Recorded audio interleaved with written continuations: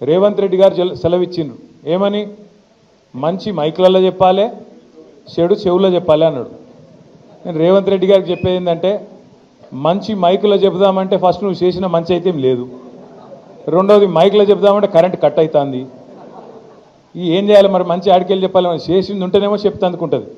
ఇక చెడు చెవుల్లో చెప్పుడు మొదలు పెడితే రేవంత్ రెడ్డి గారు, నువ్వు చేసిన చెడు హైడ్రా బాధితుల నుంచి మొదలు పెడితే, భూముల మీద నువ్వు చేస్తున్న దౌర్జన్యాల నుంచి మొదలు పెడితే, ఇవాళ ఆర్ఆర్ ట్యాక్స్ నుంచి మొదలు పెడితే, నీ అవినీతి వల్ల ఇవాళ కుప్పగూలిన శ్రీశైలం సొరంగం నుంచి మొదలు పెడితే, మొన్ననే కొట్టుకపోయిన పెద్దవాగు నుంచి మొదలు పెడితే, లెక్కలేదు మునిగిన వట్టెం పంప్ హౌస్ నుంచి మొదలు పెడితే, చెడు ఎప్పుడు స్టార్ట్ చేస్తే నీ చెవిలా రక్తం గారుతుంది, యాది పెట్టుకోని చెప్తున్నాను నేను.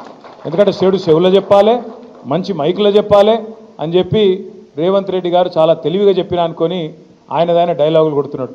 ఇంకా విచిత్రం అనిపించింది నాకు.